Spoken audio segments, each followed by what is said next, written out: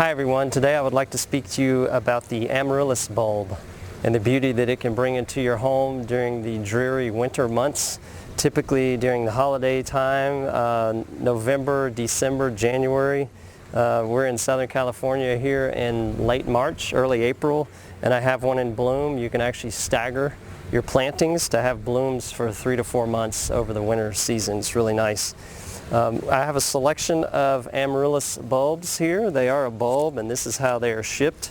Oftentimes in a boxed kit with a container similar to this, as well as some soil, typically peat, sphagnum peat.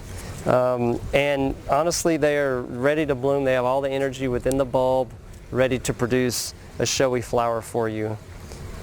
These are an interesting bulb in that they're quite easy to take care of, and they bloom indoors. You could plant them outdoors after blooming. Certainly we lived in Florida for a number of years, and I had a full bed of Amaryllis blooming each spring, so generally not during the winter season, but typically spring they'll bloom again. One of the things that I enjoy doing also is forcing these bulbs in water. Here's a water vase. And you can see the roots here. It's kind of a nice presentation. I do have 2 rubber bands to keep this upright because there's not much holding it steady in here, and this is getting pretty tall. You can see the 2 flower stalks here that'll be opening up and producing some beautiful blooms soon. So that's the only concern, is once they get too tall and too top heavy like this one is, there's not much to hold them, so you have to figure out a way to support them. But it's kind of fun to do that, to force them in water, because that's really all it requires. Depending on the size of the bulb, these are fairly small Amaryllis bulbs, this one in particular. They're less expensive when they're small, obviously, but they don't produce as many flower stalks or as many blooms. But if you can find a vase similar to this with the narrow neck, these still have 25-cent price tags. I picked these up at a rummage sale, garage sale, so sometimes you can find these pretty inexpensively. Some of your bulbs may just drop down in there, right? So that would not be suitable, obviously, for water forcing of this bulb. But occasionally you can find a larger bulb that may work.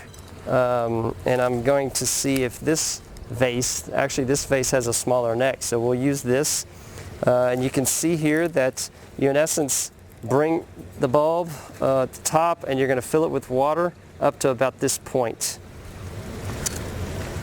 It's kind of nice to have this presentation in your dining area or wherever you may have in your house with water. Of course, this is the more stable and generally the accepted way for Amaryllis to bloom, where it's planted in the peat. I do have some flower stakes, which I picked up at my local home improvement store, which are kind of nice. These are 18-inch stakes, and as you can see, once they get a little top heavy and trying to work their way around, one of the things I do with these stakes is I actually bend them open a little bit. They're pretty easy to bend open, so you can get a wider opening here, and I will insert this, make sure it's around the flower stake, and just push that in. So it provides a bit of support to this flower stalk as it gets a little top heavy. I'll need to do the same for this one, but not quite yet. And these can be picked up again at most any home improvement garden center. Sometimes you can use a kind of a bamboo stake, a little bamboo skewer, if you like, to do some of the same thing, although they're not as tall, but you can certainly get larger, taller bamboo stakes, and that'll work well also. So generally speaking, it's a few weeks once you either pot it up and start watering it, or put it in a water vase. You want to keep that water level just below the bottom of the bulb. If the water level is too high, the bulb will actually rot. It'll start fungus and it'll rot the bulb. So keep it right below the bulb. I could even add a little bit to this currently, but it's fine because it has roots that are well developed and they're pretty lengthy there. Okay, so what I'd like to show you is how we have water levels set up for the Amaryllis that we're going to force in our water vase. So this one I've selected and it's going to fit nicely in there.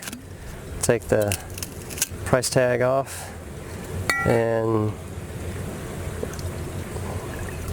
put enough water in here to bring the water level just below the base of the bulb. We don't want the bulb touching the water. It's going to detect the moisture. You can get a little bit more in there. And that will be just about right. Takes it a few days to kind of figure out what's going on. You'll see some roots start to grow, and then eventually those roots will be taken under water, and you'll start to see growth on that bulb. So with this situation where you have the soil, water once a week is plenty. You don't need to keep it soggy, just moist. But these bulbs, believe it or not, will actually bloom in your closet just like this. If I keep these here long enough, they'll actually produce a bloom. It'll be stunted. It will not be as beautiful as these, but they're prepared and they're ready. They have the energy stored up in the bulb and they're ready to produce. The other thing to point out about the amaryllis are these leaves, and the leaves here are actually creating energy for the bulb for next season's bloom. So you don't want to cut the leaves because you'll actually be robbing the bulb of energy for the next season's bloom. So allow the leaves to remain, and they actually kind of have a nice appearance to them. They're tall and spiky leaves, and I think it adds something. Sometimes the leaves come out sooner, sometimes a little later. You can see these leaves, so that they're trying to re-energize and create new energy for the bulb in this next blooming cycle. And after it flowers, you can cut off the flower stalk. Just get a pair of scissors and snip it off an inch or two above the top of the bulb, and then just allow the leaves to continue growing. You can move this to a shady, filtered sunlight spot on your porch or out in the garden. You can even leave it in the container that it's growing in. Just water it once or twice a week. If the weather warms up a little bit, you may find yourself watering it 2 to 3 times a week just to keep it somewhat moist, and just allow the leaves to continue growing so that it can produce energy for the next season's bloom cycle. You can certainly slow down the watering. September, October, November time frame. It'll force the bulb to go dormant, and let it go dormant as these have done for a period of 6 to 8 weeks plus, and then bring them out and start watering it again, and hopefully you can create another blooming amaryllis during the holiday season. If not, as I mentioned, you can plant them outside if you live in a warm enough area. If not, keep them inside. They make a nice house plant, and they should produce a bloom at some point as long as these leaves remain and are able to produce energy for next year's bloom. The other thing I'll point out is you can actually get some baby amaryllis, as you can see right here. On this bulb in particular, this is a good view of that. As you can see, it's a bulblet is what we call this, and it's creating a new amaryllis bulb off the base of this.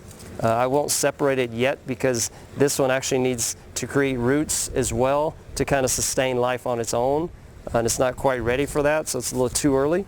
But if you plant amaryllis in your garden, you'll see that, and you'll eventually divide that and separate that up, and you can create new amaryllis bulbs. So all of these are ready. They're just waiting on water, honestly, to start growing as this one did. It once looked like this, and you can see it produces a pretty tall stalk. This one has 2 flower stalks. Occasionally you'll get 3 if it's a larger bulb. The larger bulbs are a little more expensive. And generally in these little kits that you buy, they're relatively small amaryllis bulbs, but still can produce really beautiful amaryllis flowers. These flowers will last upwards of a week, maybe more, and they're really nice to have in the house. So I hope you've enjoyed learning about the amaryllis bulb today. Keep an eye out for vases like this if you'd like to try to force your amaryllis to bloom only in water. And again, if you do this, it makes for a nice display. You can actually watch the roots grow. It's kind of cool to see that. So hope you enjoyed that. Thanks.